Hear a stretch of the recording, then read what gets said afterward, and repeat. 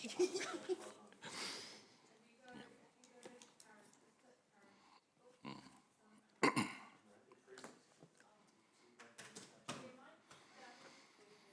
we're waiting on technical issues on the Mayor's diligence, so we can give you a moment.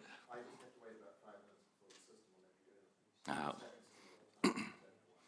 will let me Can we blame procurement for that? Get him. You can't bring it through the mayor. I want to update my technology. This is the Right. Good morning, everyone, and welcome to the second Procurement Subcommittee meeting. We will open with a quote. A budget is not a limit, it is a declaration of priorities.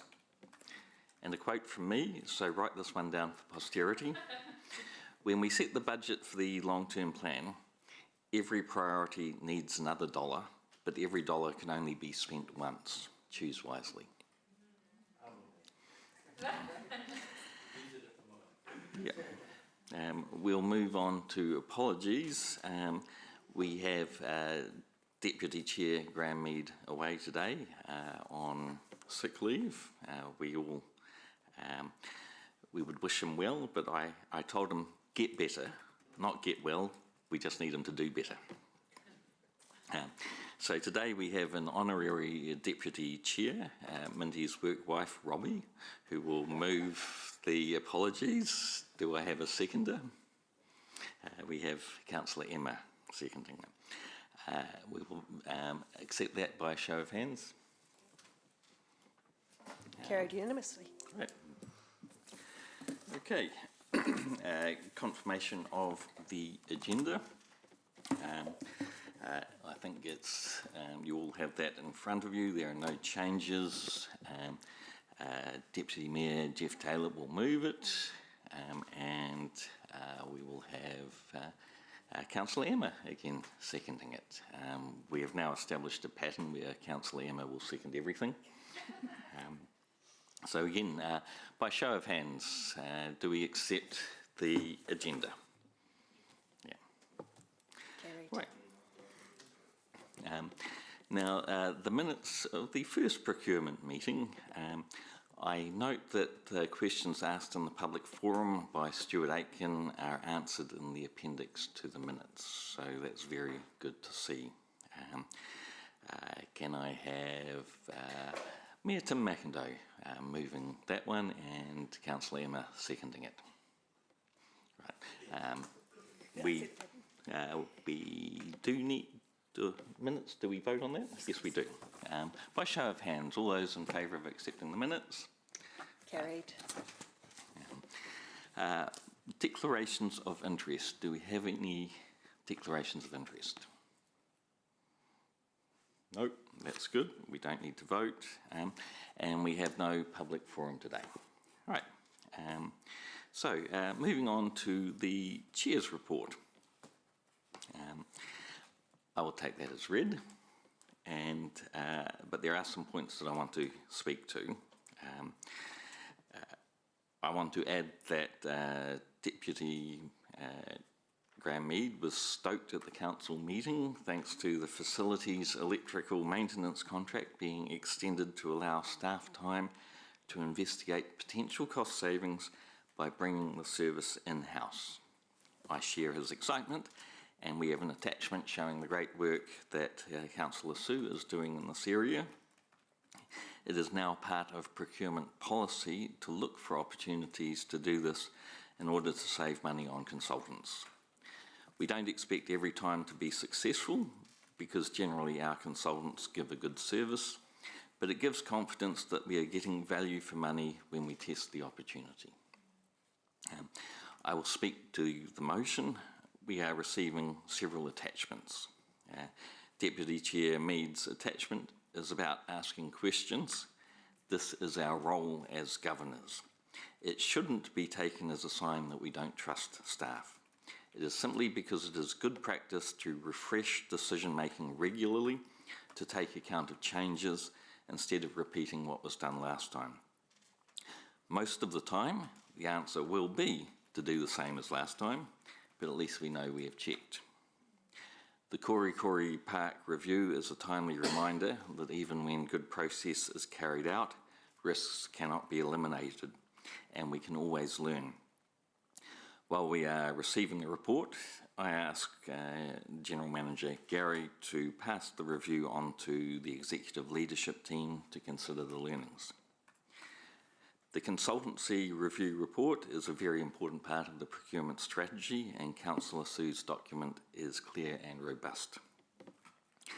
The motion delegates responsibility to the Chair and Deputy Chair to push ahead with more reviews and seek opportunities. We are looking into the engine room of Council, not to interfere with operations, but to continue the decision-making refresh. I want to reassure staff that we won't be nitpicking, rather we will be encouraging staff to use their experience, expertise and creativity to consider if there are better outcomes. Are there any questions on the Chair's report and the attachments? Right, we'll quickly move on before anyone... Oh. Councillor Rachel. Just one question, and it's for clarification. So in relation to the motion, the delegation, and there's a list of things there which looks like the components of a work program. And the question is when we might expect to see a work program for this subcommittee for the next 12 months or so that we can manage our own expectations and have a clear line of sight of when things might come through to the subcommittee. Very good question. I'll pass it on to the GM Gary. I believe we'll have a draft of that for the next procurement subcommittee meeting. Excellent, thank you. Thank you. Any other questions? Councillor Emma. I just have one in Councillor Mead's Kori Park review. He noted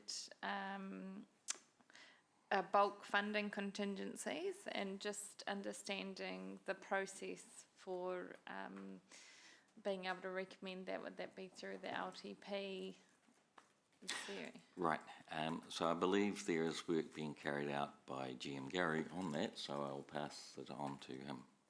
Yeah, there's work actually been done through the Design Deliver project team in terms of how they put that together. We expect that to be part of what we do within the LTP. We need to work out how to tie that to some of the legislative requirements, and LTP reporting is probably the only real complexity in it. So we do expect that to be part of what we do in the LTP process. And that will come back to elected members for consideration? Yep. Okay, that's all. Thank you. All right, Councillor Sue. Thank you, Chair. My question is also about the Kori Park review. And just noting that when this first came before the governance part of Council, that there was some discussion around that the first notification, official notification of the issues was when an invoice arrived that was more than what the council was expecting, and I don't see in the review any discussion about that. So I just wanted to ask the question about whether that in fact was that investigated, and was that, because it looks when you read this review as if that is not when the notification occurred. So I just really wanted to get some clarification on that. I will ask Maria to come up and just confirm the exact details around that.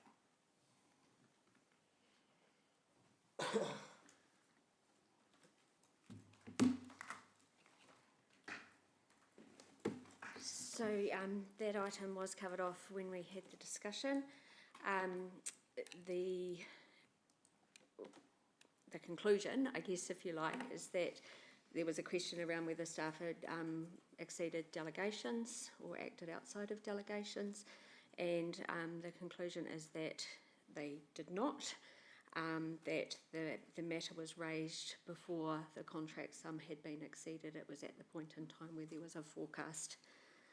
So the conclusion that was come to is that it was appropriately handled within the delegations and within the rules, I guess. Okay, so can I take it from that then that there were provisions in the contract for such an event to be notified, and it was notified in the correct way? Correct. Okay, thank you.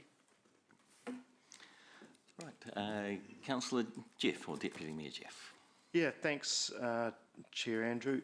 In the Korikori Park report, in the sort of learnings area, you talked about council risk settings. Yes. And that the issue of how much we put on the contingency at the start of projects, and it seems to me a good idea to lower that, even if it means coming back more often for approval when we need more. Where is that at? I mean, at the moment it's an idea. How are we progressing that as a council? GM Gary? So we're building that into the review, even into like our annual plan. So increasingly discussing with managers more specificity in terms of what's in their budgets and assessing whether there's kind of capacity for risk there and having an open discussion about what that risk tolerance looks like, and then as necessary discussing that with the general managers. We do have some instances where we've seen the opportunity, rather than holding risk, for example, across 3 different lines, to consolidate and reduce those while holding them at the GM level, which means, you know, it's still within the delegations, it's still within the framework, but we now don't need to hold 3 levels of risk in case of 3 different events. When 3 different events are unlikely, right. We hold it more centrally. So it is manifesting in the way that we are operating and the way we are managing our financial approaches and risk management approaches. Great, okay, thank you. Councillor Rachel. Oh, thank you. Just one question, which is a point of clarification around the consultancy review. And the question is around the scope, and whether the scope of the consultancy spend review includes a review of the process for procurement around some of these consultants, and if not, where that might sit in the future. Right, I will ask Councillor Sue to respond to that. Thank you. The procurement process for consultants is not in the scope of this review. You know, I think that's a decision for the subcommittee if it wishes to pursue that, about where that would sit. So I look to the chair's advice on that, because it's not within the scope of this particular review. Thank you. I will add that one of the workflows we're looking at doing is to look at supplier panels, and that includes consultant panels that will address a significant number of consultants, and then we may look at the other processes for employing the other consultants. So it's on the list. Excellent, thank you. Right, I will move receiving the report and the rest of the motion. I will ask Sue to second it, Councillor Sue, as her report is included with that. So we will move on to debate. As the mover, I will open the debate very briefly with, we met Auckland Deputy Mayor Desley Simpson last week in a council workshop. She is chair of Auckland's Value for Money Committee. She noted that the total savings since the committee started now exceeds $1 billion. Just as the Chiefs beat the Blues, let's aim to beat that. Right. Any other debate? Who have we got? Councillor Moroney. Oh, thank you, Chair Andrew. Look, I want to also say that I look forward to hearing from Auckland about what they have been able to achieve and what we can do in those regards. But I really wanted to speak to the consultancy review report, and in particular to thank Tania and also CEO Lance, who is the sponsor of this review, and I think that speaks to its importance when the CEO is the sponsor of the review as the operational lead. Clearly this has been taken very seriously. So I'm excited about this review because this is the opportunity to, in order to save money from the ratepayers and residents' perspective, to look to see if there is an opportunity to build internal capability and capacity in areas that we currently contract out to consultants. And I'm really looking forward to seeing what that looks like across the entire organisation. So what we're looking at here is that it will actually make sure that if we're looking at internal delivery, that the work is repeatable, ongoing, or business as usual, that it's an activity that supports core council functions or statutory responsibilities, and that the engagement is high frequency or low duration, as opposed to external delivery, which would be work that is one-off, highly specialised or short-term, where the market capability materially exceeds our internal capability, or it's work that enables independent assurance, probity or statutory separation. So I'm very pleased that we've set out very clearly the rationale for which falls into which category. I think when we look organisation-wide, I feel that there will be opportunities to bring some things back in-house or build them for the first time in-house if they have never existed before.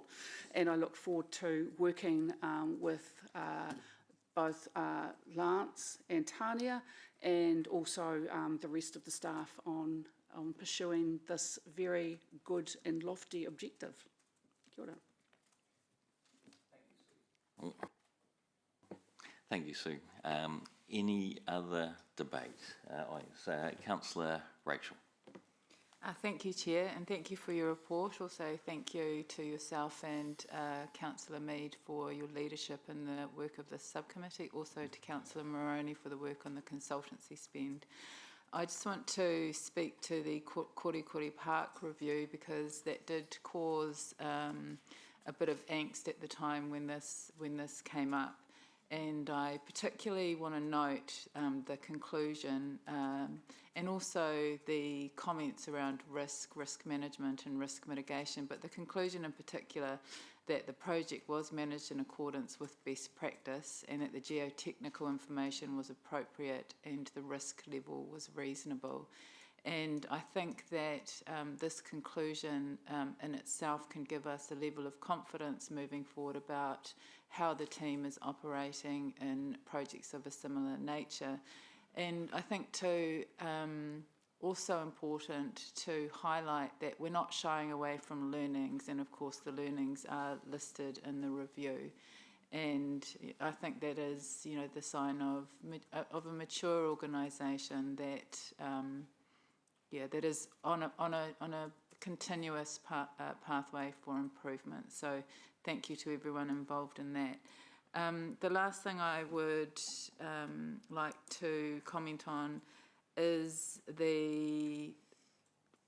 specifically the delegations around the panel reviews, very supportive of that, very supportive of independent auditor reviews, and also the idea of connecting with Auckland Council to have more meaningful engagement around what they've done in their Value for Money committee so that we don't have to reinvent the wheel moving forward.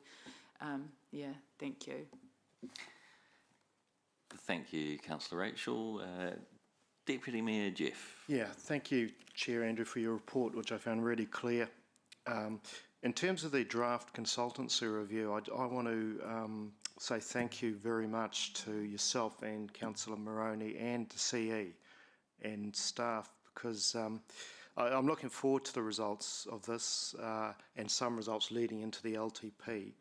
And I accept that it's a relatively limited scope in some ways, as there are major contracts which fall out of it at this stage. But I would like to think that when those contracts came up, they would also be examined as part of the process. And I found the report useful, and we shouldn't accept that there will always be a conclusion that change is needed. The table was really useful. With assumption, expected benefit if true, and risk if assumption is wrong. A good reminder that we shouldn't make assumptions on it. And we don't yet know exactly what we will find. And probably there will often be times where management has set things up the way they have for a good reason.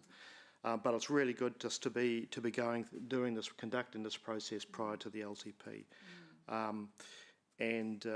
So great work, and I look forward to the outcome. Thank you. Mayor McIntyre. Mr. Chairman, I don't have much to add because I agree with all of the comments that have been made, but I just want to acknowledge both the clarity and the direction of your report, and thank you for your leadership, and make the comment that good leadership empowers other members to play to their strengths. And I'm particularly pleased to see that you've taken the approach with this committee that enables all members to take certain areas of responsibility, do some investigative work, and come back, and collectively that is going to be of considerable benefit. I'm really pleased by the work that has been undertaken to date. Some of the initial findings are very encouraging, so I just want to thank you all and encourage you to keep going. And as you noted, we didn't just beat the Blues, we thrashed them. So let's do the same to Auckland. Mind you, we need to do it to a different team this weekend. Thank you, Mayor. Councillor Emma. Thank you, Chair Andrew, and thank you for your leadership in this committee. It's a good report and sets a clear direction of travel for the procurement, and demonstrates how this work aligns well with the Mayor's plan and our wider organisational priorities as well. I also want to thank Councillor Mead for his work on Kore Kore Park, and Councillor So for your work on the consultancy reviews, and the approach of using these reflections as a tool for improvement and not placing blame. And actually I agree with Councillor Corrales' comment that it also showed where we did things well as well. So I think that's an important reflection. I'm also keen to look at the Auckland Value for Money Committee and understand their approach, and hopefully we too can save $1 billion. That would be a particularly good outcome for everyone. So thanks everyone for their work. Right, we will now move to the vote by show of hands. All those in favour? None against? Carried unanimously. Okay, moving on to item 7. Could I invite Igor and Hilary?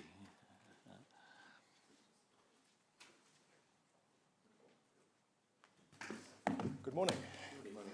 Hillary's not sure if she's coming or not. You've been invited. Good morning. I'd like to take the report as read, but just will caveat with a couple of observations. Obviously, this is a report that provides an update on tendered activity and instructions for service, and most of the instructions for service relate to consultancy engagements through our professional services panel. It does not include all contracts, and it's important to note that the procurement commitments made under contract do not reflect all of the actual payments made for all of goods and services. The last attachment is a snapshot of the supplier spend overview, and this is from our Power BI reporting, which has been developed by our business support accounting team. That's going to be further developed as we implement 2 new staff, but I'll let Hilary talk to those in her report. We anticipate bringing further insights and more common metrics for procurement performance beyond just simply the tendered activity, what's being tendered and what has been tendered. And that could include, for example, savings, high cost avoidance, return on investment, spend under management, which is an extremely common procurement metric, and spend under contract. And also note, from my understanding, I think Auckland Council went through an almost identical process to what we're doing now with a mandated procurement team and a procurement subcommittee. I don't know the exact date, 2016, 2017, but I think it reflects in the report and obviously the progress they've made. But with that, take the report as read. Great. Thank you, Igor. Any questions? Right, we'll go to Deputy Mayor Jeff. Right, sorry, I just want to make, yeah. Sorry, does anyone else go first? I've just lost my track, I'll be back. Well, we'll go straight back to to Councillor Sue and come back to Jeff. Thank you. First of all, thank you for the report. It's you know, as it was at the first subcommittee meeting, very, very useful. My question is around in chapter 47 about the 16 upcoming procurements. 47.3, other professional services panel, and I guess this relates to really one of the things that the Deputy Mayor talked about in his debate on the previous item. Just wanting to know whether going forward for that one in particular, whether in-house services will be considered as part of that procurement process for professional in the professional services panel. Just to understand the question exactly, so in terms of engaging from the professional services panel, and will there be a consideration that we would first consider in-house options rather than external? Well, perhaps not even first, but that it would be an option that can be considered during that process. Yes. Great, thank you.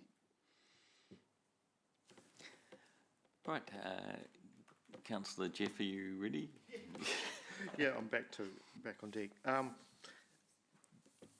Local participation with council's procurement framework, point 4950. Yes. You've got a paper coming back August 25th on this issue. I'm interested in this, and I'm interested in whether or not how our settings are in terms of local participation. My kind of impression has been that we are quite a long way along that way already. Can we do some sort of comparison with other councils in the country in terms of how we are along that continuum? Are there councils doing it a lot more effectively than us, or are we in a good place already? And I'd be interested in your impressions now.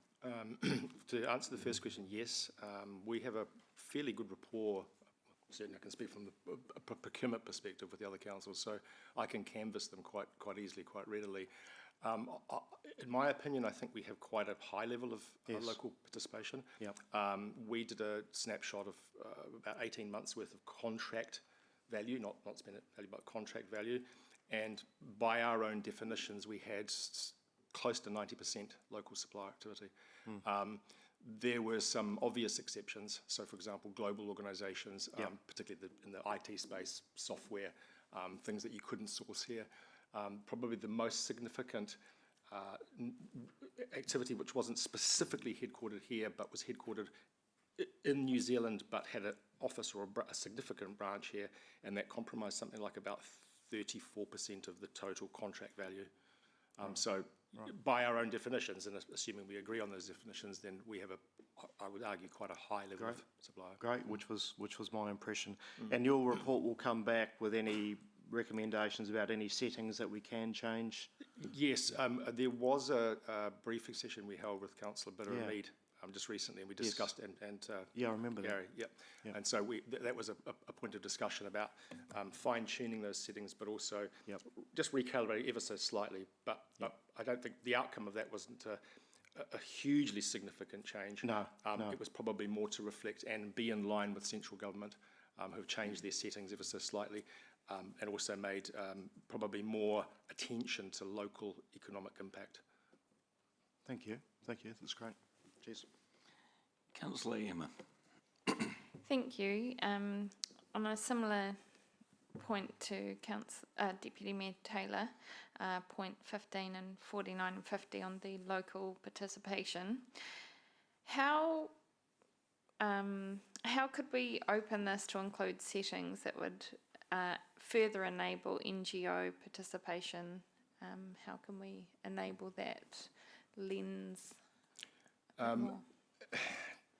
Probably difficult to answer off the cuff because effectively it depends on what we're procuring. And so unless we change the demand nature significantly of what it is that we're looking to procure, I just maybe struggle to answer that question exactly. I guess I'd just like to see the weighting open to be able to reflect any opportunities for partnering with NGOs. It wouldn't work in a lot of circumstances, but there'd be some service level agreements that could potentially be picked up by NGOs, and that would have a different community or local weighting. Yeah, and there has been a point of discussion previously in terms of where we source from and considering more social outcomes in the final choice. Yeah. Equally, I think there could be potentially a barrier to some local businesses applying if we have a risk appetite which is so far to the scale of requiring relevant experience and track record to such an extent that it becomes very, very difficult for someone who doesn't have track record with us to then make it in for consideration. And that possibly also could apply with iwi business. Yeah. When we talked at length last year with Waikato, for example, and I think arguably there could be a discussion around the settings there. Okay. Yeah. Thank you. Right. I will just have a question now before Councillor Rachel, because it's related to what Councillor Emma was asking. Would it, rather than adjusting the settings, would it achieve a similar outcome if we gave advice to NGOs on how to tender on projects? Yes, and I think that could be applicable to probably any scenario. I think we as an organisation could have been better and can be better in future in terms of engaging and also being open with particularly small to medium businesses. The tender process is, some would argue, slightly archaic. It's extremely prescriptive. If you're good at it, you're good at it. And if you're not good at it necessarily, then you may not be in the running so much. Technology is obviously changing. And so because we assess tender submissions based on written submissions, clearly AI now is going to play a part in the future. So in a commercially competitive environment, sometimes it can be difficult to distinguish the reality versus, gloss to an extent. So one of our suggestions was to have further drop-in sessions. We had a really great event last year downstairs, but have that open to small to medium businesses as well, and kind of really get them to understand how we assess tenders and what we look for, and make it easier for them.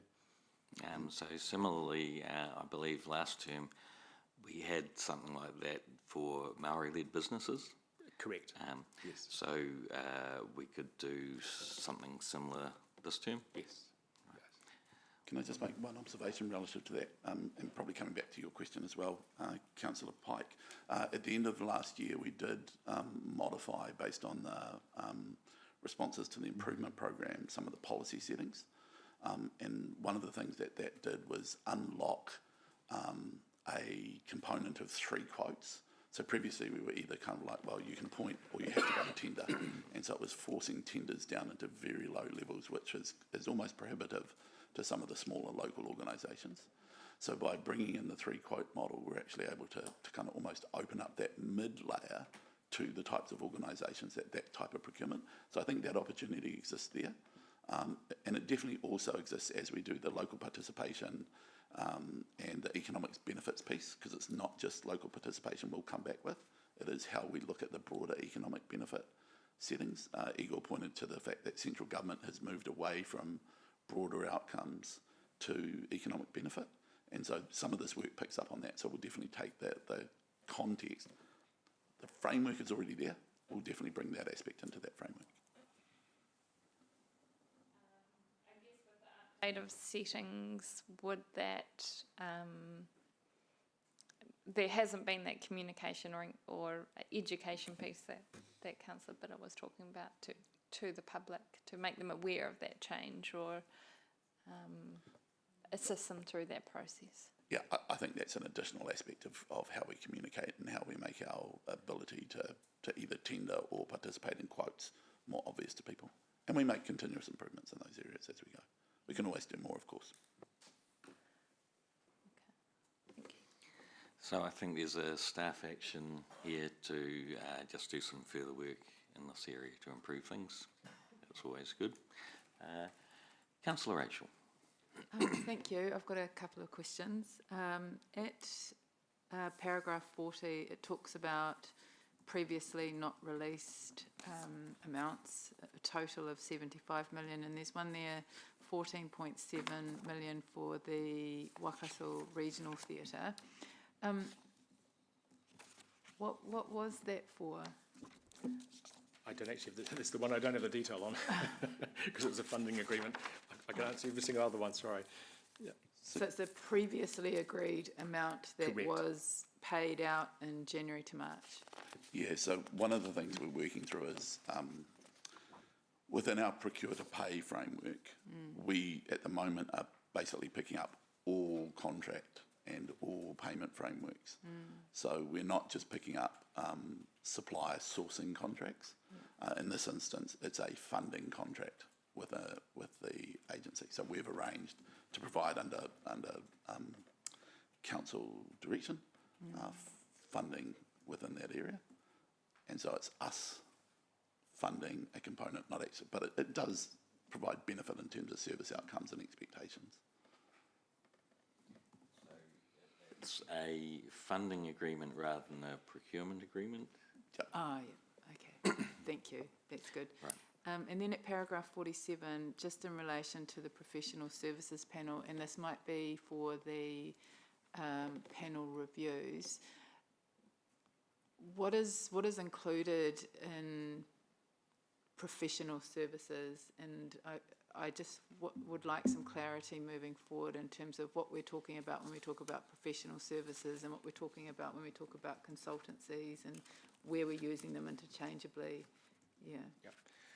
So the professional services panel itself covers 5 key disciplines where the bulk of our spending is in relation to services required specifically under facilities, waters related.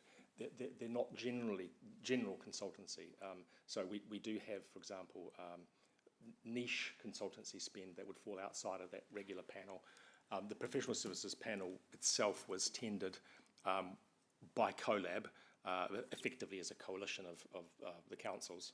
In fact, myself and 3 other key councils were involved in that process. That was brought to council about 2 years ago now. So the bulk of our key disciplines that we're required for services here are conducted under the professional services panel, but it doesn't include all consultancy services. But legal fits within these professional services? No, no, it does not. The paragraph implies that it does. Yeah, can I, correct me if I'm wrong, we operate a number of panels. A number of those panels would cover the things that you would consider to be professional services. So we don't just have one professional services panel. We actually have more than one. There is a major one which we procure with CoLab, which is the one that Igor's talking to. Yes. And then there are some sub-specific panels that we engage as well. Yes. And this is one of those sub-specific ones, which is just a legal services panel.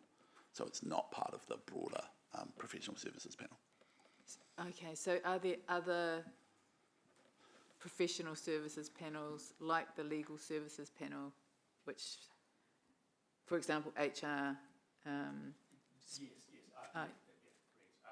I think all of government would be defined as a professional services panel, even though we didn't source it, but we draw from it potentially. Okay. And we'll have some visibility of that as part of the panel review. Yeah, excellent, thank you. And my last question is in relation to the table, the supplier dashboard, and it's a point of clarification. So this supplier spend overview at page 36, the spend by account category at the top, is that a, those are expenses that we've procured? Is that what that table? Yeah, this is where we do need to start to get our language correct. Yes. So there is the procurement of the services, which is an engagement through an order request or a contract. Then there is the execution of those and the payment of those. This is this piece, Yes. as opposed to the previous pages, which were about the procurement aspect. Yes. This is about the services provided and the payment for services provided, as opposed to acquiring the services at the front end. So you will see some very different numbers between, like for example, when we execute a contract for I'll use an example, right? A 5-year contract. The amount for the contract is the full amount when we sign the contract. The payments will occur over a 5-year period. Yes. This is the payment piece, not the contract piece. Yes. So my question is administration expenses. So we've paid externals, is it 20.8 million for administration expenses? Yeah, That have been through a procurement process. Yeah, absolutely, of one shape or another. And to put that in context, that does include things like software licenses. So there are some Right. quite big chunky pieces Right. that we classify as administration Okay. under our accounting frameworks. Okay. It might be good to have some definitions somewhere because assumptions can easily be made. We are in the process of developing a reference guide to go on the finance page, Yep. which Excellent. actually explains, so where we have our financial reporting, and we talk about, these are operating and maintenance, this is professional services or professional fees, administration or property costs. We are anticipating putting some notes out so that people could have a look at those and go, oh, so that's the things that are included in there. So that'll be part of that. Yes. So the next question would be, and we probably could wait for that list, is what's the difference between professional costs and personnel? Because I assume it's a similar function. But we'll wait for your reference guide. Thank you. Thank you, Councillor Rachel. I have a few questions. Igor, there are still 19 contracts by direct appointment. Are you comfortable that those have gone through the correct procurement process? Yes, I am. Thank you. Question for GM Gary. Does the current financial data system provide sufficient information in the right format to allow us to maximise the benefit of this work? It has the majority of what we need, but it definitely needs enhancement. And it is not a modern application, so it is harder and probably more cumbersome than we would like to get the information out and to put it together and present it in a meaningful way. So it's not entirely restrictive, but it's not as good as we would like it to be. Are we looking at improvements? Yep, through the improvement program and through the digital services workstream plan. Thank you. And a question for Hilary. So there's a lot of work in this and also the maturity assessment project. Do you have sufficient staff to do it? I haven't even presented my report yet, Andrew. Yes, at the moment, based on what we know today. There is more work being undertaken with regard to resourcing to understand capacity, and there will be, I would expect, more conversations on resourcing as we go. It is one of the risks that I have highlighted, but currently being managed. Yep. And will you introduce your new staff now or in your report? In my report, please. Thank you. Right. I will, no further debate, so I will ask Honorary Deputy Chair Robbie to move, and Councillor Emma is seconding. So we will move to the vote. All those in favour, by show of hands? Debate. Yes. Right, we will move to debate. Councillor Robbie, as the mover, would you like to open? As the mover. No, I'll leave it to my learned colleagues to add to the debate, but in support of the report. Okay, Councillor Rachel. The only comment I would like to make is to express gratitude to the team for this report. I hadn't appreciated at the first Procurement Subcommittee meeting that this is the first time Council has received a report of this nature. And I think, you know, as with all things, we want transparency and visibility and accountability, but sometimes that just increases the number of questions that get asked. So I thank you for the transparency, visibility and accountability, and also the willingness to front up and answer questions. Thank you. Right, any others debating? Councillor Emma. Sorry, I'll jump in. Thank you, Chair Andrew, and echo Councillor Corrales' comments to the team for their fantastic work and this visibility on this side of council work. I'll keep my debate to the local participation impact. This weighting will change how we view and therefore can appropriately capture more of the wider benefits that can be taken from our Hamilton and Waikato contractors. I am mindful that some of the organisations that gain a large amount of social benefit are our NGOs. And often these groups are working on limited resources and have limited administrative capacity, which not only reflects their lean business models, but indicates they don't have time to be diving into details and self-updating on any changes in council. So I'm very supportive of the staff action to understand how we can support educating NGOs on how they might be able to participate in these contracts and minimise those barriers. So, thank you. Thank you, Councillor Emma, for my debate. It is great to get information on contracts as they are awarded and upcoming contracts that we didn't get last term. This is a pleasing improvement in transparency. I note the 19 contracts awarded by direct appointment. This is entirely acceptable where it follows the procurement policy, and we have supplier panels and professional services panels which have already been tendered for this reason. But it does mean we do have a governance responsibility to have a close look at these panels and see how well they are working. This means talking to staff and also talking to suppliers, both on the panel and off it. The biggest challenge will be to stop Councillor Mead talking the suppliers to death. Right, now, Councillor Robbie, you do have a right of reply if you need it. No, I agree with the statements made today. Thank you. Right, okay.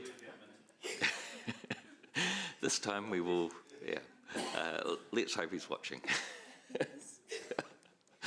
Yep, I will then start getting some texts. So, yeah. Okay, we will move to the vote by show of hands. All those in favour of the motion? Right. Carried unanimously. Okay, moving on to the last item, item 8. Can I invite Igor and Hilary back?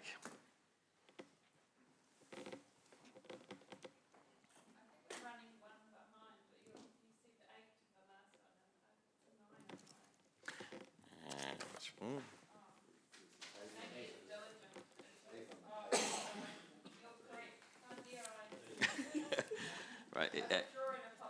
Yeah. You are banned from seconding this motion. Okay, over to Hilary. Thank you. Yes. So this report does provide an update on the progress of our Procurement Maturity Improvement Programme. And to start with, I would like to introduce Nikki Hunter and Richard Dams, who have joined us in chamber today, as our 2 new members of the team primarily focused on delivery of this programme. You just answered the previous question. Yes. So it's exciting to have them on board. this is Nikki's second week and Richard's second day. So they are super new, and we are going through the process of bringing them up to speed on everything that we are looking at in the program. And so, as mentioned before, resourcing will continue to be a conversation we have. If I may just speak to the report a little bit, with the onboarding of Nikki and Richard, the program has now substantially moved from initiation and mobilisation into active delivery. So I am excited about the next month, 90 days, 6 months, and really kind of implementing the focus around those Horizon 1 foundational initiatives. So far, delivery is in line with expectations. Obviously, getting these guys on board is a massive milestone in being able to tick things off. Just to comment and highlight why this program matters, I just wanted to it's nice to reflect on why we're doing this. So whilst we know that there is strong capability in parts of the organisation, overall procurement can be improved around consistent application of processes, increasing visibility of spend, improving data quality, and that's what we're here for, especially in Horizon 1. What's been achieved since the last time we met? So other than just the initiation and mobilisation of the program, we do have active work in a few work streams that has been started and is underway. So that focuses on our people, so not only the resourcing of being able to deliver this, but understanding in a wider context everybody across council involved in procurement and the capability and capacity in those areas. That will inform next steps around capability, like training for uplift, as well as who is doing what, so role clarity and bits and pieces like that too.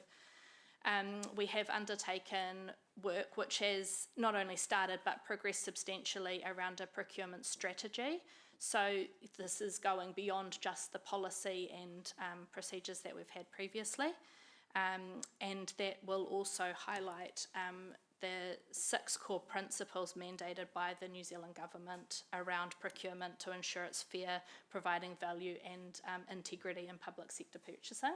So I think that's sort of something that no doubt will be of interest and something to, I think, help also the alignment within or across the organisation to speak to that procurement maturity. So the key delivery in Horizon 1 around our hybrid delivery model and explaining what that actually means for our staff. End-to-end procurement process mapping, so ensuring that clarity of what the next step is and how to go about it in the right way. Identifying the procurement data and being able to report and dashboard on that more effectively, and a whole lot of change management activity to support both changes proposed and alignment to these policies and things like that. Risks that I did want to continue to acknowledge openly do include resourcing in a number of ways. So the resource constraints do continue to be evident across the organisation, but I do want to note that the engagement with the business units that we have so far engaged with has been incredibly high and of great value. So it is nice to see that we do have that engagement level already. So yeah, kudos to everybody on that front. But we do have both competing internal priorities as well as sort of high pressure points for specific teams and for key people involved. So acknowledging that and making eyes wide open decisions around what that then impacts, if anything, is the approach that we're taking. And I say we as in with Gary as sponsor and the GMs who are also on our steering group as part of that internal management of this program too. So ultimately the program is intended to make procurement clearer and easier to navigate for staff, while also being able to provide that visibility, compliance and decision-making quality lens that I know that you're all interested in. So over time, I hope to be able to continue to prove that that is what we're working towards and that we can deliver on that. That's everything from my report. Right, questions? Councillor Rachel. Thank you. Thank you for your report and welcome to our new team members. I do have a few questions. So the first one is around the late recruitments. Are we at risk of slippage in the timetable for Horizon 2 to be largely complete by the beginning of 27-28 financial year? So Horizon 2 Yeah. is not scheduled to begin until early next calendar year. Yes. Is that what you mean by slippage? Yes. Yes. The most recent program I've seen is that almost all of the 12 of the 14 steps of Horizon 2 are to be completed by the 30th of June 27. And so is there any risk of slippage in that? Yeah, so I would say that at the moment Horizon 1 is what has been committed and signed off, and Horizon 2 has a lot of dependencies and outstanding decisions that need to be made about timing. Yeah. Because Horizon 2 focuses on the embedding activities, Yeah. that's implementation of technology, there's a whole lot of factors that we don't yet know. Yeah. And so I would say that that we should not rely on current timeframes indicated for Horizon 2 completion, but that we can rely on the start of Horizon 2 being early next calendar year. Can I add to that? So as sponsor, I'm committed to having the majority of the milestones of Horizon 2 completed by the start of July 2027. In terms of slippage, my one observation would be it has been challenging. We would definitely have liked to have had these fantastic people on board earlier. Yes. I'd really like to acknowledge both Igor, his team, and the wider team that has actually continued to drive some of the deliverables through. So, for example, the insights piece, we haven't simply been waiting. Some of the rest of the finance team has stepped up and already done some of the work and kept some of that momentum going, even in the absence of some of the resource. So I do feel confident we can hit the deliveries, and I really appreciate the effort of the teams that have helped us maintain momentum to get to this point. As do I, yeah. The technology and data foundations, are we comfortable that these mechanisms will eventually enable us to have data in a fit-for-purpose configuration, but also specifically avoid some of the recent challenges we've had around how our data is stored and then fed up? Yeah, yes is the short answer.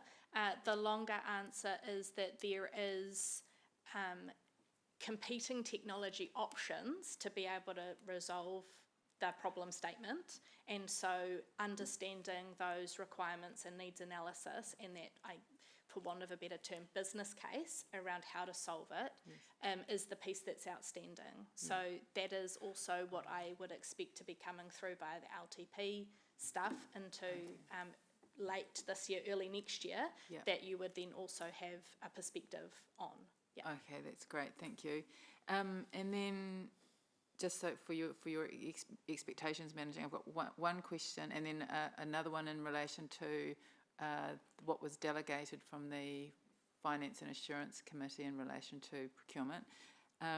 So this question is about, as we're heading into amalgamation discussions and the changes that we are looking to make, do you feel, I recall the KPMG maturity assessment report, the comment was that where we were at was not out of step with other councils in terms of, how they assessed our maturity. So do you have a sense of whether the changes we are looking to implement will endure, in the sense that it would make sense for other councils to integrate into what we're doing rather than us slip back? The simple answer is yes. They did. I think that message, I believe, was kind of lost a little bit in the noise of the overall report. But KPMG specifically called out that And this wasn't, in some respects, it wasn't a reflection of the councils per se. It was a reflection of them or our organisations' choices of centralised versus decentralised, and them being sort of not entirely decentralised, but kind of more left centre, if that makes sense. And so certainly from our perspective, I mean, from a resource perspective, we would be larger and we have larger teams. You would argue, obviously, that there would be more maturity, and so yes, it would make sense to. Yes. To do as you say.